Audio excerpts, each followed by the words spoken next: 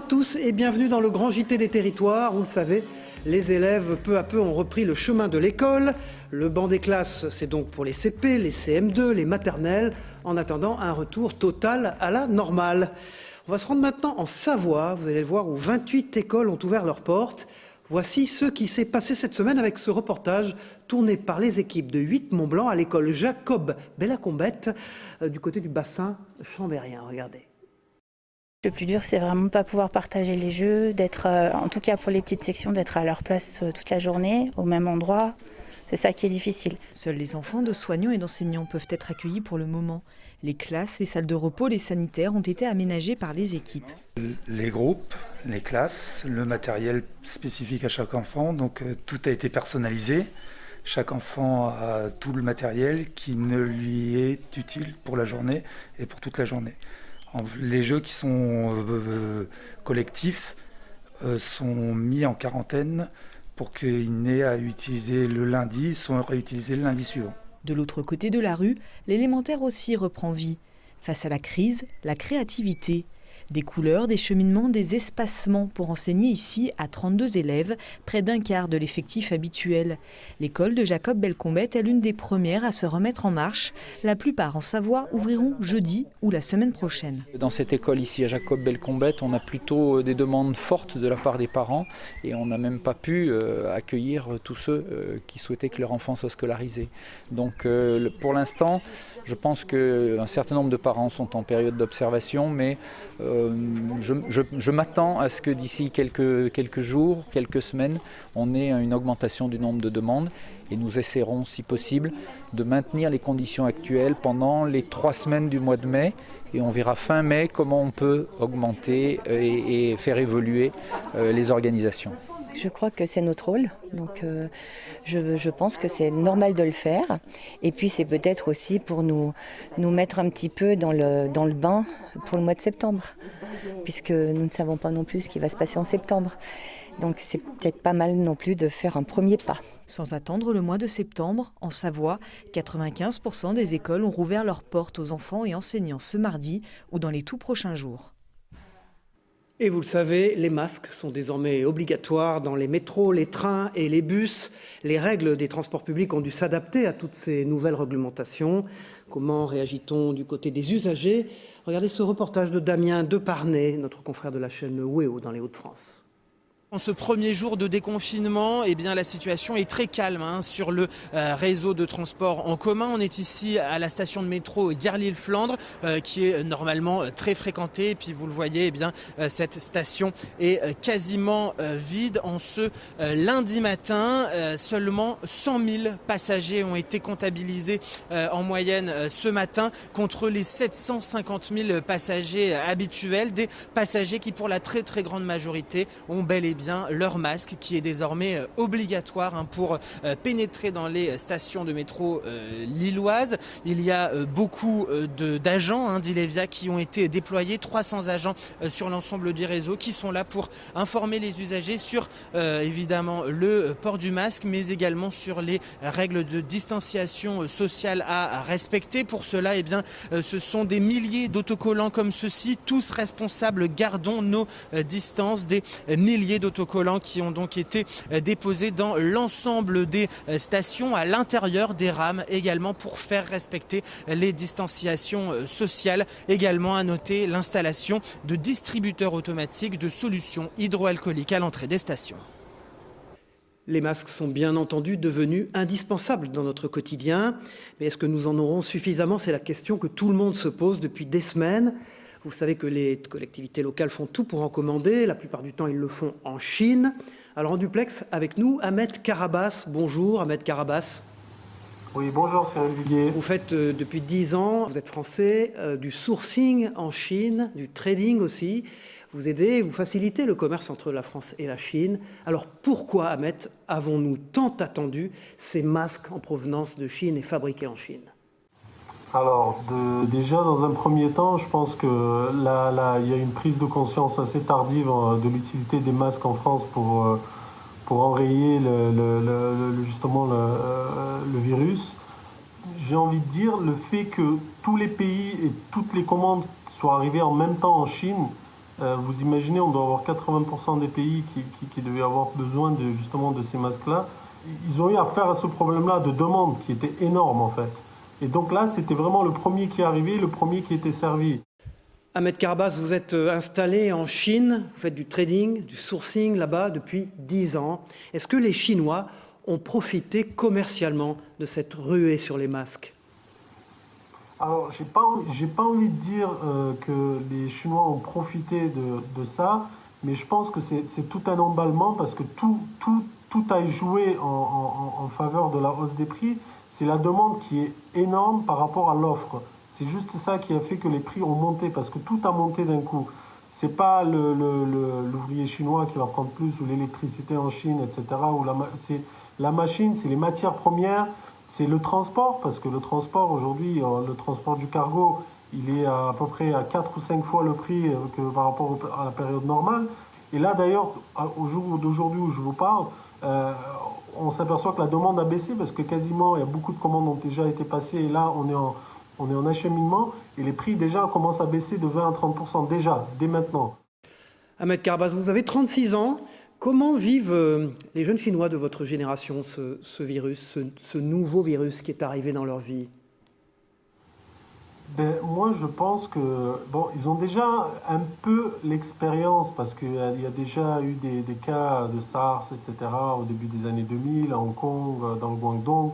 Donc, ils ont déjà ça. Mais là, aujourd'hui, le fait que ce virus soit dans le monde entier, je pense qu'eux aussi ils sont un peu surpris, ils ne savent pas encore trop comment ça va évoluer, mais ils sont sûrs d'une chose, c'est que demain ou dans un mois ou dans 6 mois, leur vie ne va pas être la même que ce qui était avant cette crise. C'est sûr qu'il y a quelque chose qui va changer. Cette crise va changer profondément beaucoup de choses, mais il y a encore beaucoup d'interrogations à ce niveau-là. Merci Ahmed Karbas d'avoir été notre invité en duplex. Vous vivez en Chine depuis 10 ans. Merci Cyril Viguier. Voilà, Ahmed, regardez ce reportage, il va sans doute vous intéresser, même si ce n'est pas de la science-fiction, elle pourrait être sortie d'un film. Ce sont des caméras thermiques qui détectent à distance la température du corps humain, sur le modèle de ce qui se fait en Chine dans certaines entreprises depuis début mars. Leur objectif, ce sont d'identifier les personnes dont la température corporelle dépasse les 38 degrés, l'un des symptômes marqueurs du Covid-19 pour les médecins. Une innovation qui commence à aussi intéresser les collectivités locales en cette période de déconfinement. Et Gaël Thies pour Via Mirabel a poussé les portes d'une entreprise messine qui propose ce genre de produit. Regardez son reportage. Température normale, vérification réussie. Si, imaginons, je viens avec une source de chaleur. Température anormale. La température est en rouge. Température anormale. Détecter les cas de fièvre jusqu'à 5 mètres de distance et en moins d'une seconde, c'est le rôle de ces caméras thermiques, une technologie déjà utilisée en Chine qui fait son entrée sur le marché français. Dès le début de la crise sanitaire, cette société messine, spécialisée dans la sécurité, adapte son activité. Elle est alors l'une des premières à tester et commercialiser ce genre de produit. D'habitude, on installe des systèmes de sécurité électronique, de la vidéosurveillance, du contrôle d'accès et de la détection intrusion. Évidemment, dès le début du confinement, tous nos chantiers se sont arrêtés. Ça a été un petit peu difficile pour notre entreprise et le fait qu'on puisse proposer à nos clients ces caméras thermiques de détection de fièvre, ça a été une grande bouffée d'oxygène. Si on n'avait pas fait ça, notre chiffre d'affaires installation aurait été 0 en mars, avril et peut-être mai. En 2 mois, la société vend près de 60 bornes de caméras thermiques. La grande distribution, les sites logistiques et industriels, mais aussi les chantiers du BTP, dont les activités ont dû continuer au plus fort de la pandémie, ont été les premiers acheteurs. Par rapport à un thermomètre frontal classique, on respecte à 100% la distanciation sociale. C'est très rapide puisqu'on est dans un flux vidéo continu. Et on a une grande précision de ce capteur aussi, de l'ordre de 0,5 degrés. En cas de fièvre, charge ensuite à chaque entreprise de dicter ses règles. Température normale, merci de porter un masque.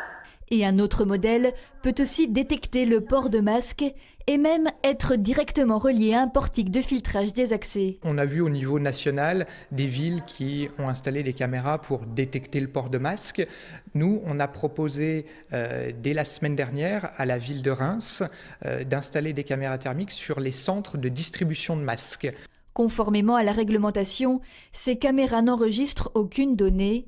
Mais le système a ses limites puisqu'il ne détecte pas les malades asymptomatiques. Il ne peut donc en aucun cas remplacer les campagnes de dépistage. Voilà, vous faites peut-être partie de celles et de ceux qui ont dû se ruer dans les salons de coiffure depuis le déconfinage. Vous savez qu'ils affichent presque tous complets. Il a fallu pour eux d'ailleurs faire preuve d'anticipation et surtout respecter les gestes barrières. L'expérience a été menée par les équipes de Via Vosges. Regardez. Oui, j'étais le premier ce matin et puis ils m'ont pris tout de suite. Premier jour de déconfinement tant attendu, les coiffeurs ont repris leurs ciseaux pour le plus grand plaisir de leurs clients. Dans ce salon de coiffure à Saint-Dié-des-Vosges, dès l'ouverture, il y avait déjà du monde. Ici, normalement, c'est sans rendez-vous, mais en ce moment, l'agenda est bien rempli. Et pour gérer cette forte demande sans se couper les cheveux en quatre, il a fallu s'organiser. On sentait qu'il y avait une forte demande et qu'on allait être très sollicité. On peut prendre rendez-vous soit par téléphone, soit via un site internet qui existait déjà mais qu'on utilisait très peu. Donc du coup, il va falloir que les gens aussi changent leurs habitudes, au moins jusqu'à ce que tout ça se termine. 2 mois sans coiffeur, pour certains clients, c'en était trop. Il était temps de venir au salon avant de commettre l'irréparable. Ça m'a beaucoup gênée parce que j'ai les cheveux coupés courts normalement. Donc la frange, je l'ai recoupée un peu moi-même. Mais pour le reste, je ne me suis pas sentie compétente pour le faire. Les cheveux étaient tellement longs, moi je suis toujours habituée à me coiffer les cheveux très courts. Équipés de la tête aux pieds, les professionnels lavent et coiffent des cheveux avec un masque et parfois des lunettes. Dans cet autre salon de coiffure à Épinal, 2 sièges sur 9 ont été condamnés pour respecter toutes les mesures barrières. On a les désinfectants pour tout ce qui est matériel, les espaces de coiffage, etc. Les gels hydroalcooliques. Et en plus, j'ai fait mettre des plexis de protection entre les fauteuils. Ce qui rassure les clients. On le savait qu'on devait venir avec un masque puis respecter la distance de sécurité. Oui, on le savait ça. On sent effectivement que tout est respecté, il n'y a pas de risque. Donc on peut venir ici en confiance et effectivement je pense que tous les commerçants vont respecter toutes ces mesures. Avec cet afflux de clients pour ces prochaines semaines, la gérante ouvrira son salon jusqu'à 21h 2 fois par semaine et a même embauché une nouvelle coiffeuse à temps partiel. Voilà, il y a aussi des bonnes nouvelles. Dans certains départements, vous le savez, les plages vont pouvoir rouvrir. On va se rendre maintenant en Bretagne, dans le Morbihan, par contre, où l'accès est toujours interdit. Et cette situation devrait perdurer quelques jours encore. Les maires des communes littorales et le préfet devraient rapidement prendre des dérogations pour la population. Karine Chevrolier pour la chaîne TBO, sur place, nous le raconte. 3 options possibles pour les maires du littoral morbihanais. Un accès aux plages pour les activités nautiques, y ajouter les activités physiques ou encore les activités sédentaires. La grande majorité se positionne sur l'option 2, mais la physionomie d'une plage va déterminer les demandes de dérogation.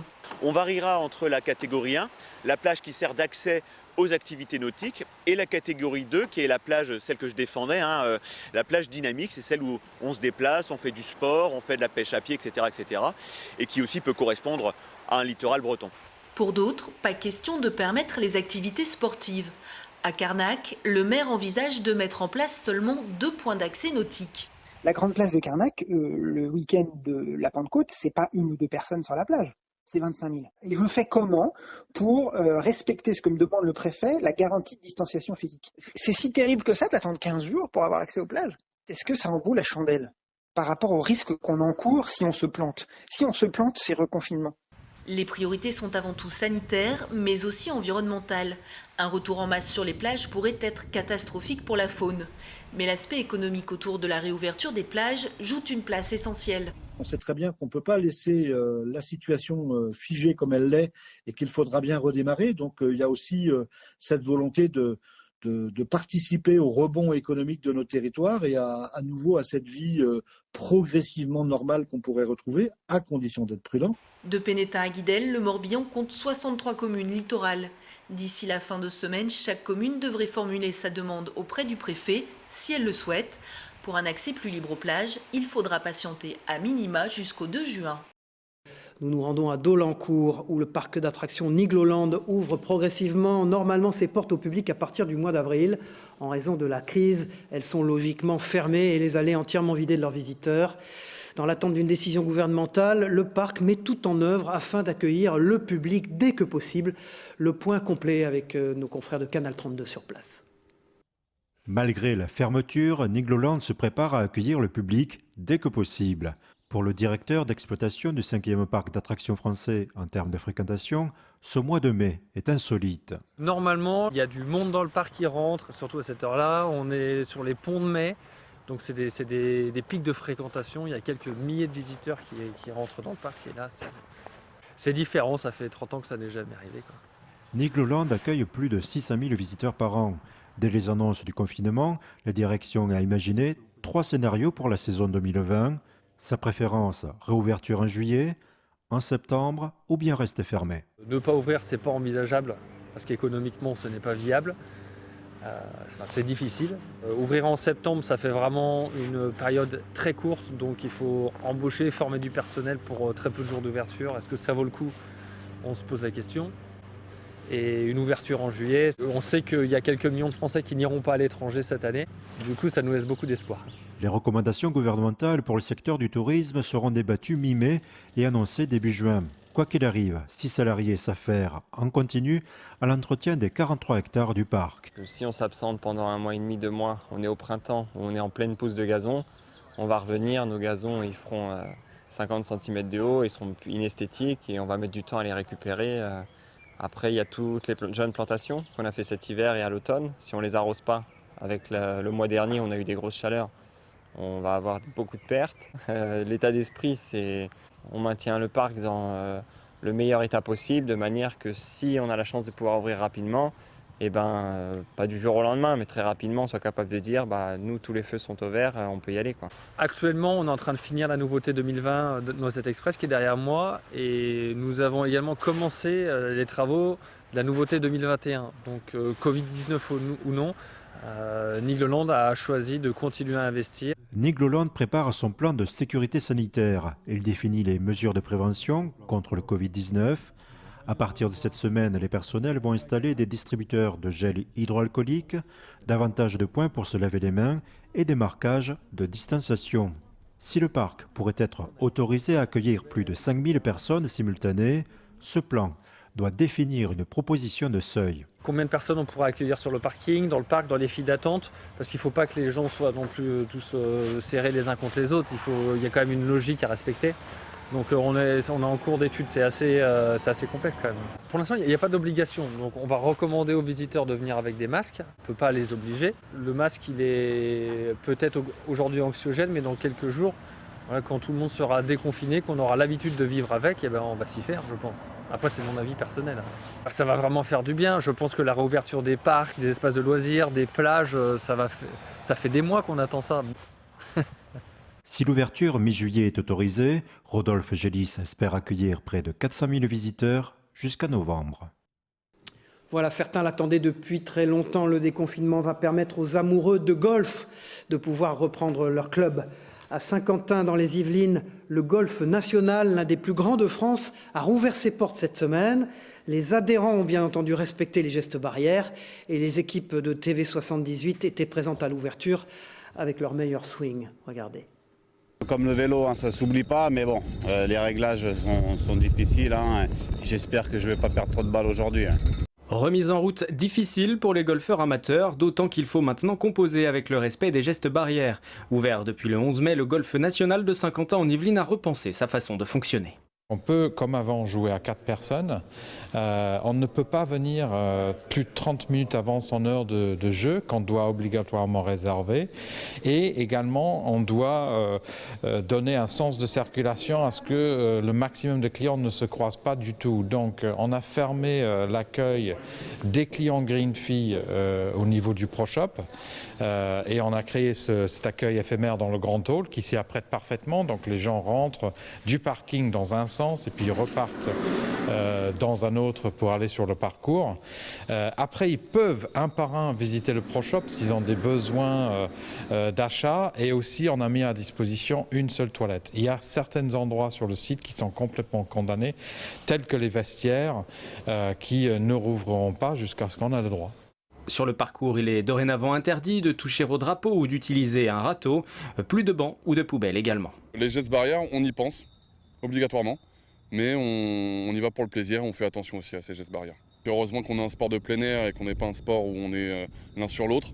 Donc voilà, on fait partie des privilégiés qui peuvent reprendre leur pratique sportive les premiers. Après au golf, c'est rare qu'on soit l'un sur l'autre sur le parcours, hein. On arrose plutôt à droite à gauche. Donc les gestes barrières, on y pense, obligatoirement.